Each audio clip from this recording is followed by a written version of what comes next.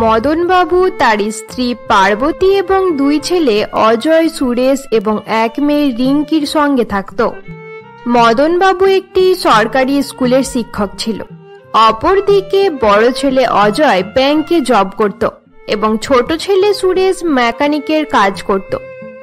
বড় ছেলে অজয়ের স্ত্রী ছিল কাজল। কাজল অনেক ভালো মহিলা ছিল এবং বাড়ির সকলের খুব ভালোভাবে খেয়াল রাখত। এরকমই একদিন দুপুর বেলায়, বাবা, আপনার আর মায়ের জন্য খাবার বার করে রেখেছি, আপনারা খেয়ে নিন। হ্যাঁ ঠিক আছে, যাচ্ছি। আচ্ছা বৌমা, তোমার শ্বশুর মশাই বলছিল আজ তোমার ননদকে দেখার জন্য পাত্রপক্ষ আসবে। তারা বিকেল 5টার সময় চলে আসবে।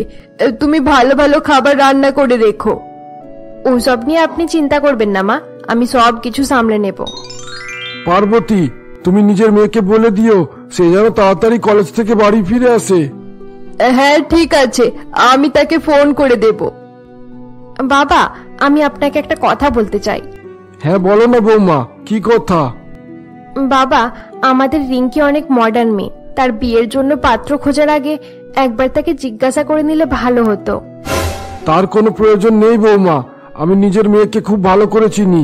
আমি যেটা চাইবো রিঙ্কি সেরকমটাই করবে, সে কোনোদিন আমার বিরুদ্ধে যাবে না। এরপর সকলে ডাইনিং রুমে গিয়ে দুপুরের খাওয়া দাওয়া শেষ করে নেয়। বিকেল বেলায় এক লোক তার ছেলেকে সঙ্গে নিয়ে রিঙ্কিদের বাড়িতে আসে। এরপর মদন বাবু তাদের সঙ্গে গল্প করতে শুরু করে দেয়। আরে প্রতাপ বাবু, এখানে আসতে কোনো রকম সমস্যা হয়নি তো? না না, খুব ভালোভাবে চলে এসেছি। আমাদের হবু বৌমা কোথায়? তাকে তাড়াতাড়ি ডাকুন।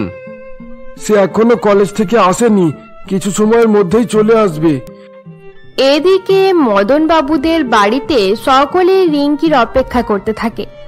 অপরদিকে রিঙ্কি কলেজ শেষ করার পর তার বয়ফ্রেন্ড বিক্রমের সঙ্গে থিয়েটারে গিয়ে সিনেমা দেখতে শুরু করে দেয়। আরে বৌমা, তোমার রান্না তো সব কমপ্লিট হয়ে গেল, কিন্তু রিঙ্কি এখনো বাড়ি আসেনি। আমার তাকে নিয়ে অনেক চিন্তা হচ্ছে। চিন্তা করবেন না মা, আমার মনে হয় তাড়াতাড়ি সে চলে আসবে। চলুন আমরা বরং সকলের জন্য খাবারটা নিয়ে যাই। এরপর কাজল তার শাশুড়ির সঙ্গে খাবার নিয়ে পাত্রপক্ষের কাছে যায়। আপনারা সকলে খাওয়া দাওয়া করে নিন, আপনাদের খাওয়া দাওয়া করতে করতে হয়তো রিঙ্কি চলে আসবে। রিঙ্কির আসতে এত দেরি হচ্ছে তার জন্য কিছু মনে করবেন না, হয়তো তার পড়াশোনার চাপ আছে। প্রতাপ বাবু, এ হলো আমার বৌমা কাজল। আপনার বৌমা এবং পরিবার খুব ভালো মদন বাবু, আপনাদের পরিবার আমার খুব পছন্দ হয়েছে। এরপর সকলে খাওয়া দাওয়া করতে শুরু করে দেয়। কিছু সময় পর খাওয়া দাওয়া শেষ হয়ে গেলে সকলে রিঙ্কির অপেক্ষা করতে থাকে, কিন্তু রিঙ্কি অনেক অপেক্ষার পরেও বাড়ি ফিরে না আসায় পাত্রপক্ষ যাওয়ার জন্য প্রস্তুত হয়ে যায়। অনেক দেরি হয়ে গেছে মদন বাবু, এবার আমরা বাড়ি ফিরে যাই। আপনাদের সিদ্ধান্ত আপনি ফোন করে জানিয়ে দেবেন। আমাদের দিক থেকে বিয়েতে কোনো আপত্তি নেই। কিন্তু আপনার ছেলে এখন পর্যন্ত আমার মেয়েকে দেখেনি। মেয়ে না দেখেই আপনারা সম্পর্ক ফাইনাল করে দিচ্ছেন কেন? আপনাদের পরিবারের লোকজন দেখার পর আমার বিশ্বাস হয়ে গেছে যে আপনার মেয়েটাও নিশ্চয়ই আপনাদের মতোই ভালো হবে, আর মেয়ে দেখার প্রয়োজন নেই। এই বলে পাত্রপক্ষ সেখান থেকে চলে যায়। রাতে রিঙ্কি বাড়ি ফিরে এলে পার্বতী দেবী এবং কাজল তার কাছে আসে। রিঙ্কি, তোকে আমি আগেই বলেছিলাম আজ তোকে পাত্রপক্ষ দেখতে আসবে, তাহলে তুই এত দেরি করে বাড়ি ফিরেছিস কেন? পাত্রপক্ষ অপেক্ষা করতে করতে বাড়ি ফিরে গেল। ভালোই হয়েছে চলে গেছে, না হলে আমি তাদের অপমান করে ধাক্কা মেরে তাড়িয়ে দিতাম। আমাকে জিজ্ঞাসা না করে আমার বিয়ের সম্পর্ক দেখছিলে কেন? আমার জীবনের ব্যাপারে সিদ্ধান্ত নেওয়ার অধিকার তোমাদেরকে কে দিল? এসব তুমি কি বলছো রিঙ্কি? তুমি নিজের মায়ের সঙ্গে এইভাবে কথা বলতে পারো না। তাছাড়া আমরা যা করছি তোমার ভালোর জন্যই তো করছি, তোমার ব্যাপারে চিন্তা করার অধিকার আমাদের আছে। তুমি চুপ করো বৌদি, আমি তোমার সঙ্গে কথা বলতে চাই না। আমি নিজের মায়ের সঙ্গে কথা বলছি, তাই তুমি আমাদের মাঝে কথা বলার চেষ্টাও করো না। আমাকে বেশি জ্ঞান দেওয়ার চেষ্টা না করে তুমি নিজের কাজ করো। রিঙ্কি যখন তার বৌদিকে এসব কথা বলছিল, এমন সময় মদন বাবু সেখানে চলে আসে এবং প্রচন্ড রেগে গিয়ে রিঙ্কিকে একটি চড় মারে। এরই মাঝে অজয় এবং সুরেশও সেখানে চলে আসে। তোর সাহস কি করে হলো নিজের বৌদির সঙ্গে এভাবে কথা বলার? বাবা, তুমি আমার বাবা হওয়ার কারণে আমার গায়ে হাত তুলতে পারো, কিন্তু আমার বিয়ের ব্যাপারে তোমাদেরকে ভাবতে হবে না। আমি কার সঙ্গে বিয়ে করব এটা আমার পার্সোনাল ব্যাপার। তাছাড়া আমি বিক্রম চৌধুরীকে ভালোবাসি আর তাকেই বিয়ে করব। বিক্রম এই শহরের সব থেকে ধনী ব্যবসায়ী রতন চৌধুরীর ছেলে। এসব তুই কি বলছিস রিঙ্কি?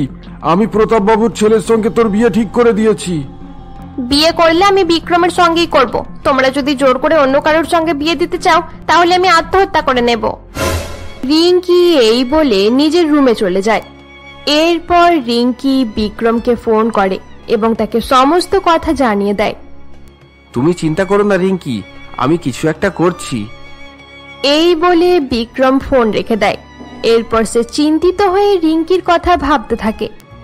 বিক্রম যখন বসেছিল এমন সময় তার মা কমলা সেখানে আসে। বিক্রম, আমি রাতের খাবার রেডি করে দিয়েছি, চল, তোর বাবা খাবারের টেবিলে তোর জন্য অপেক্ষা করছে। ঠিক আছে মা, তুমি চলো, আমি যাচ্ছি। কি হয়েছে বাবা, তুই এরকম চিন্তিত হয়ে বসে আছিস কেন? মা, আমার কলেজের একটা মেয়ে আছে যার নাম রিঙ্কি। আমরা দুজনে একে অপরকে পছন্দ করি এবং বিয়ে করতে চাই, কিন্তু তার পরিবারের লোকেরা অন্য জায়গায় তার বিয়ে দেওয়ার চেষ্টা করছে। আরে বাহ, এটা তো খুব ভালো খবর যে তুই একটা মেয়েকে পছন্দ করে রেখেছিস। আমাদেরকে আর কষ্ট করে তোর জন্য মেয়ে খুঁজতে হবে না। তুই আমাকে মেয়েটার অ্যাড্রেস দিয়ে দিস, আমি তোর বাবার সঙ্গে গিয়ে কথা বলে আসবো। তুমি সত্যি বলছো মা? থ্যাংক ইউ ভেরি মাচ, তুমি আমার সব চিন্তা শেষ করে দিলে। আচ্ছা ঠিক আছে, এবার ডিনার করতে চল। এরপর বিক্রম ডিনার করতে চলে যায়। খাবার টেবিলে বসে বিক্রমের মা তার বাবাকে সমস্ত কথা জানিয়ে দেয়। তোমরা দুজন যখন মেয়ে পছন্দ করে নিয়েছো তাহলে আমার কোনো আপত্তি নেই। কাল কখন যেতে হবে আমাকে জানিয়ে দিও। আরে রতন, আমি না হয় নিজের ছেলের খুশির জন্য বিয়েতে রাজি হয়ে গেছি, কিন্তু তুমি মেয়ে না দেখেই রাজি হয়ে গেলে কেন? নিজের বাড়ির বৌমার ব্যাপারে কোনো খোঁজ খবর নেবে না? আমি নিজের ছেলের উপর বিশ্বাস করি কমলা। আমি জানি সে যখন পছন্দ করেছে তাহলে নিশ্চয়ই রিঙ্কি অনেক ভালো মেয়ে। বাবা মায়ের কথা শুনে বিক্রম অনেক খুশি হয়ে যায়। পরের দিন সকালে বিক্রমের বাবা মা রিঙ্কিদের বাড়িতে আসে। তাদেরকে দেখে রিঙ্কির মা বলে, আপনাদেরকে তো ঠিক চিনতে পারলাম না, আপনারা কার সঙ্গে দেখা করতে এসেছেন? বলছি এটা মদন বাবুর বাড়ি তো? হ্যাঁ হ্যাঁ, এটা মদন বাবুরই বাড়ি। এরপর বিক্রমের বাবা মা বাড়ির ভেতরে গিয়ে সোফার উপরে বসে পড়ে। আরে পার্বতী, এনারা কারা? আমিও জানি না, তোমার কথা জিজ্ঞাসা করে বাড়ির ভেতরে চলে এলো। আপনি কি তাহলে মদন বাবু? হ্যাঁ ঠিক বলেছেন, কিন্তু আপনারা কারা? আমি রতন চৌধুরী, বিক্রমের বাবা। বিক্রম এবং রিঙ্কি একে অপরকে পছন্দ করে এবং দুজনে বিয়ে করতে চায়, তাই আমি তাদের বিয়ের ব্যাপারে কথা বলতে এসেছি। কি বললেন? আপনি বিক্রমের বাবা? আপনার সঙ্গে আমি কোনো কথা বলতে চাই না, এখনই আমাদের বাড়ি থেকে বেরিয়ে যান। আপনি এভাবে রাগ করবেন না মদন বাবু, আপনি একটু ভালো করে ভেবে দেখুন। বিক্রম আর রিঙ্কি বিয়ের যোগ্য হয়ে উঠেছে। তারা যদি বাড়ি থেকে পালিয়ে বিয়ে করে তাহলে আপনার আর আমাদের মান সম্মান শেষ হয়ে যাবে। এটাই ভালো হবে যে আমরা তাদের বিয়েটা দিয়ে ফেলি। এখন আমরা চলে যাচ্ছি, কিন্তু আপনারা একটু ভালো করে ভেবে আমাদেরকে জানাবেন। এই বলে বিক্রমের বাবা মা সেখান থেকে চলে যায়। তারা চলে যাওয়ার পর মদন বাবু তার স্ত্রী এবং বৌমাকে বলে, তোমাদের কি সিদ্ধান্ত? বিক্রমের সঙ্গে রিঙ্কির বিয়ে দেওয়া ঠিক হবে? বাবা, আমার মনে হয় তাদের বাড়িতে রিঙ্কি সুখেই থাকবে। বিক্রমের বাবা মায়ের কথা শুনে মনে হলো তারা অনেক ভালো মানুষ। আমরা তো এটাই চাইছিলাম যে রিঙ্কি যেন সুখে থাকে। বৌমা একদম ঠিকই বলেছে। তাছাড়া রিঙ্কি বিক্রমকে ছাড়া অন্য কারোর সঙ্গেই বিয়ে করতে চায় না। তুমি তাদেরকে বিয়ের জন্য হ্যাঁ বলে দাও। ঠিক আছে, তোমরা যখন এটাই চাইছো তাহলে আমি তাদেরকে হ্যাঁ বলে দেব। তার আগে প্রতাপ বাবুর কাছে গিয়ে এটা জানাতে হবে যে তার ছেলের সঙ্গে রিঙ্কির বিয়ে দিতে পারবো না। পরের দিন সকালে মদন বাবু প্রতাপ বাবুর কাছে যায়। আমাকে ক্ষমা করবেন প্রতাপ বাবু, আমার মেয়ের সঙ্গে পরামর্শ না করেই আপনার ছেলের সঙ্গে তার বিয়ে ঠিক করে দিয়েছিলাম। আপনি তো জানেন আজকালকার মেয়েরা নিজের পছন্দের ছেলেকে বিয়ে করতে চায়। আরে মদন বাবু, আপনি ক্ষমা চাইছেন কেন? আমি জানি এখন সময় চেঞ্জ হয়ে গেছে। এখনকার ছেলে মেয়েরা বাবা মায়ের পছন্দে বিয়ে করতে চায় না। আপনি নিজের মন খারাপ করবেন না। ধন্যবাদ প্রতাপ বাবু, আপনি আমার চিন্তা শেষ করলেন। আমার কথা শোনার পর আপনি কি বলবেন এটা নিয়ে আমার অনেক চিন্তা ছিল। তবে মদন বাবু, আপনার পরিবার আমার খুব পছন্দ হয়েছে।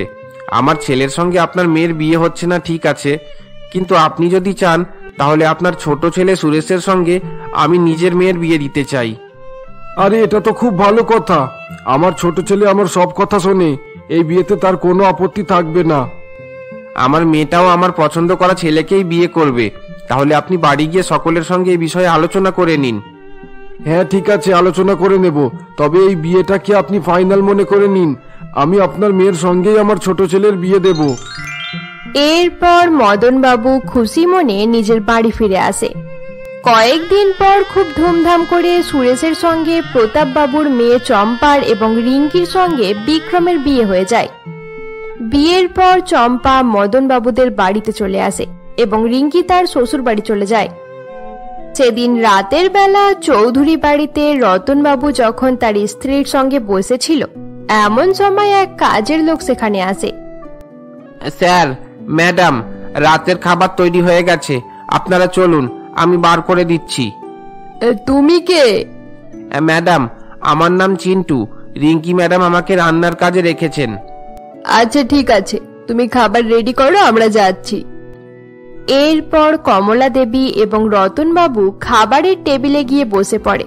তারা যখন বসেছিল এমন সময় বিক্রম সেখানে আসে। আয় বাবা বিক্রম, খেতে বসে পড়। চিন্টু, তুমি বিক্রমের জন্য খাবার বার করে দাও। এটা কে মা? এই লোকটা আজ থেকে আমাদের রান্নার কাজ করবে। আরে মা, রান্নার লোক কে রেখেছে? কে রেখেছে? মানে আরে এতে জিজ্ঞাসা করার কি আছে, আমরা রেখেছি। না, এই কাজের লোকটাকে তোমরা রাখোনি। আমি জানি এই কাজের লোকটাকে রিঙ্কি রেখেছে। এমনিতেই আমাদের বাড়িতে সবকিছু করার জন্য চাকর আছে, শুধুমাত্র রান্নার কাজটাই বাকি থাকে। এতদিন পর্যন্ত মা রান্নার কাজ করেছে, তাই এবার রিঙ্কিকে রান্নার কাজ করা দরকার ছিল। বাবা বিক্রম, রাগ করিস না, আমাদের সঙ্গে খেতে বসে পড়। এরপর বিক্রম প্রচন্ড রেগে যায় এবং খাওয়া দাওয়া না করেই নিজের রুমে চলে যায়। বিক্রম রুমে গিয়ে দেখে রিঙ্কি বসে বসে টিভি দেখছে। রিঙ্কি, তুমি রান্না করার জন্য লোক রেখেছো কেন? আমি তোমাকে আগেই বলে দিয়েছিলাম বাবা এবং মায়ের খাওয়া দাওয়ার দায়িত্ব তোমার থাকবে। বাবা মা বাইরের লোকের হাতের রান্না পছন্দ করে না, তুমি তাদের জন্য রান্নাও করতে পারবে না।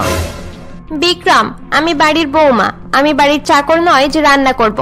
তোমার বাবা মা যখন চাকরের হাতে রান্না খেতে পছন্দ করে না, তাহলে তাদের নিজেদেরকে রান্না করে খেতে বলো। এমনিতেই তোমাদের অনেক টাকা আছে, বাড়িতে চাকর রাখলে সমস্যা কিসের? রিঙ্কি এই বলে রাগ করে সেখান থেকে চলে যায়। পরের দিন সকালে শহরের একটি ডাক্তারখানায় মদনবাবুর বড় ছেলে অজয় এবং বৌমা কাজল নিজেদের মধ্যে কিছু কথা বলছিল। আজ আমাদের জন্য অনেক খুশির দিন অজয়, বাড়ির সকলে শুনলে অনেক খুশি হয়ে যাবে, তাড়াতাড়ি বাড়ি চলো। এরপর অজয় এবং কাজল বাড়ি ফিরে সকলকে কাজলের গর্ভবতী হওয়ার কথা জানায়।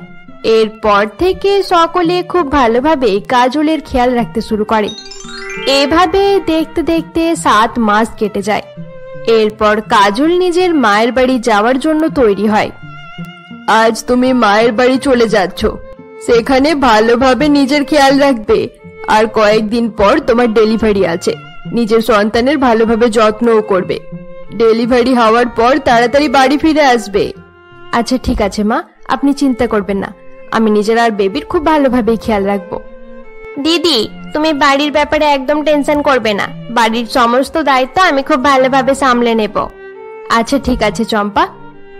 সকলে যখন কথা বলছিল এমন সময় অজয় সেখানে আসে। কাজল, তাড়াতাড়ি চলো, না হলে আমাদের দেরি হয়ে যাবে। একটা বাস ছেড়ে গেলে তারপর 1 ঘন্টা ওয়েট করতে হবে। আরে অজয়, তুই বৌমাকে বাসে করে ছাড়তে যাবি? তোর কিপটেমি কবে শেষ হবে? বৌমাকে ট্যাক্সি করে তার মায়ের বাড়ি ছেড়ে আয়। আরে মা, আমি ভবিষ্যতের জন্য টাকা সেভ করছি। এমনিতেও কাজল ভালোভাবে বাসে যেতে পারবে, শুধু শুধু ট্যাক্সি ভাড়া করে টাকা নষ্ট করে লাভ নেই। শোনো বৌমা, নিজের সন্তানের খুব ভালো করে খেয়াল রাখবে, সে যেন অজয়ের মতো কিপটে না হয়ে যায়। এরপর অজয় কাজলকে নিয়ে বাড়ি থেকে বেরিয়ে পড়ে। সেদিন রাতের বেলা চৌধুরী বাবুর বাড়িতে। আরে মা, এত রাত হয়ে গেল, তুমি এখনো হল রুমে বসে আছো কেন? তোমার ডিনার করা হয়ে গেছে? হ্যাঁ, ডিনার করে নিয়েছি। তাহলে রুমে গিয়ে ঘুমিয়ে পড়ো। আমি রিঙ্কির অপেক্ষা করছি। সে বাড়িতে নেই, হয়তো কোথাও গেছে। আমি তাকে অনেকবার ফোনও করেছি, কিন্তু ফোনটাও তো রিসিভ করছে না। আচ্ছা মা, বাইরে যাওয়ার আগে রিঙ্কি তোমাকে জিজ্ঞাসা করেছিল? আরে বাবা, এতে জিজ্ঞাসা করার কি আছে? হয়তো নিজের কোনো বান্ধবীদের বাড়িতে গেছে, কিছু সময়ের মধ্যেই সে চলে আসবে। মা, বাইরে যাওয়ার আগে তার বলে যাওয়া দরকার ছিল। এমনিতেই রাত 1টা বেজে গেছে, এতক্ষণ পর্যন্ত সে বাড়ি এলো না কেন?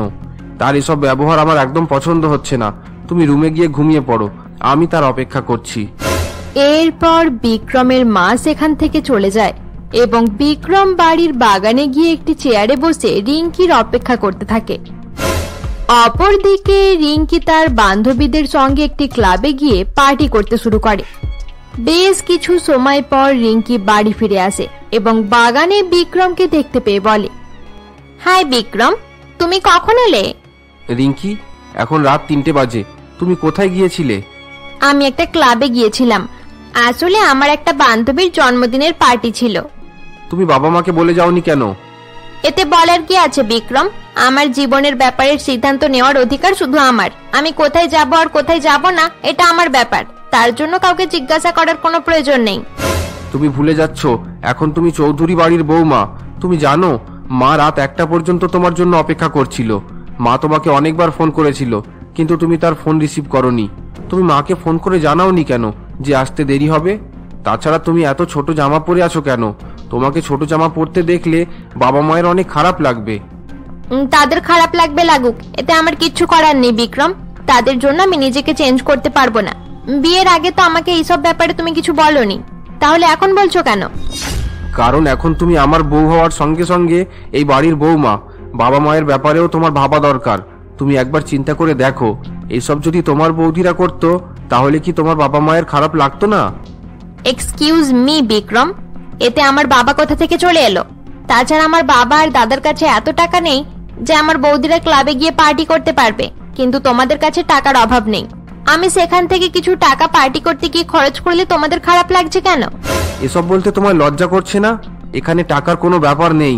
তুমি যেসব করছো সেগুলো ভালো দেখায় না। শোনো বিক্রম, আমি নিজেকে চেঞ্জ করতে পারবো না। তোমার বাবা মায়ের যখন আমাকে নিয়ে প্রবলেম হচ্ছে, তাহলে তুমি তাদেরকে অন্য জায়গায় পাঠিয়ে দেওয়ার ব্যবস্থা করো। এখানে থাকতে গেলে আমার সঙ্গে অ্যাডজাস্ট করেই থাকতে হবে। রিঙ্কির কথা শুনে বিক্রম প্রচন্ড রেগে যায় এবং তাকে একটি থাপ্পড় মেরে দেয়। তোমার সাহস কি করে হলো এসব কথা বলার? পরের বার থেকে এরকম কথা বলার আগে 10 বার চিন্তা করে নেবে। আমার বাবা মা আমার জন্য সবকিছু। আমি তাদের জন্য তোমাকে ছাড়তে পারবো, কিন্তু তাদেরকে ছাড়তে পারবো না। বিক্রম এই বলে রাগ করে নিজের রুমে চলে যায়। অপরদিকে রিঙ্কিও অনেক রেগে যায় এবং পরের দিন সকালেই শ্বশুর বাড়ি ছেড়ে বাপের বাড়ি ফিরে আসে। আরে রিঙ্কি, তুই একা কেন? জামাই তোর সঙ্গে আসেনি? না মা, সে আসেনি। আমি শ্বশুর বাড়ি ছেড়ে চলে এসেছি। এটা তুই কি বলছিস? মা, সেই বাড়িতে কোনো ভালো মানুষ থাকতে পারবে না। কাল রাতে বিক্রম আমাকে চড় মেরেছে। এরপর রিঙ্কি সমস্ত কথা নিজের বাড়ির লোকেদেরকে জানায়। সবকিছু শোনার পর রিঙ্কির মা বলে, এতে তো তোরই দোষ ছিল রিঙ্কি। তুই কাউকে কিছু না জানিয়ে রাত রাত পর্যন্ত বাইরে থাকলে তাদের তো রাগ হবেই। তুই নিজের শ্বশুর বাড়ি ফিরে যা। না মা, আমি আর সেই বাড়িতে যাব না। যতদিন না পর্যন্ত বিক্রম নিজের বাবা মায়ের অন্য কোনো ব্যবস্থা করবে, ততদিন আমি এখানেই থাকবো। এরপর রিঙ্কি নিজের মায়ের বাড়িতে থাকতে শুরু করে দেয়। সেদিন বিকেল বেলায় অজয় যখন কাজ থেকে বাড়ি ফিরে আসে, এমন সময় পার্বতী বলে, আরে অজয়, তুই এই মাসের সংসার খরচের টাকা দিলি না যে?